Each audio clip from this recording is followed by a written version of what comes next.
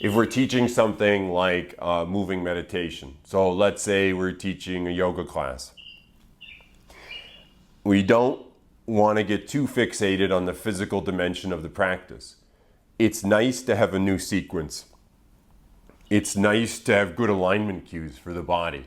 And giving alignment cues for the body can give a certain rhythm to the class that can keep the class together and create a nice energy, and to help them connect with their breathing and coordination and things like this.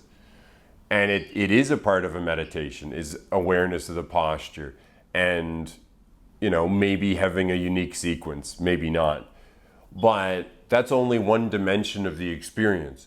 When you're teaching the class, you can direct the students' awareness around their body. So you could be in a physical posture and you could say, notice your sense of taste, or notice your sense of sight, or hear your breath.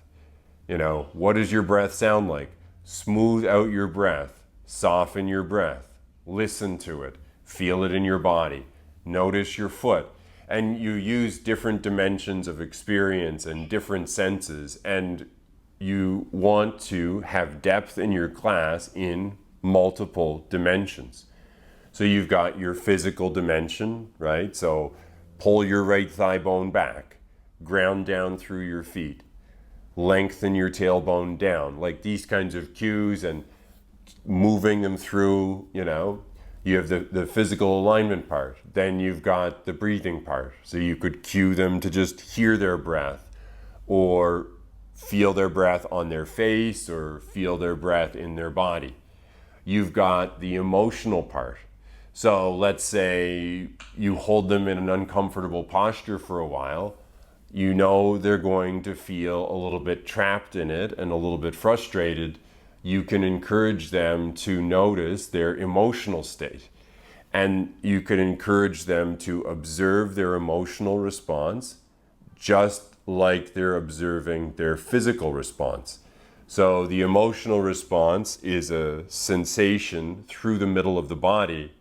We're focusing on sensations in the middle of the body the whole time when we breathe, or the sensation in the leg when we stretch, things like this. So when the emotion comes up, encourage them to observe it dispassionately, just like a physical feeling, and not something with a story attached.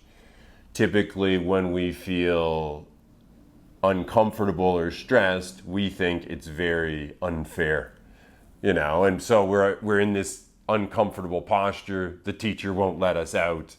We are like, this is so unfair. What are they doing? And rather than feeling that, pay attention to the feeling and just let it play out, and notice how you want to react to it. Maybe notice that you want to yell at the teacher, and that may be your reaction to being physically uncomfortable, is to want to yell at somebody who's nearby. So these kinds of things are important to notice, and they add dimension to the class. And we just don't want to get so caught up on the physical sequence, although it is nice to have a new sequence. You don't really need to have, you could just throw a little wrinkle in the class. So it's just different enough so that the students have to keep paying attention, but not different enough that they're ever surprised by what they find,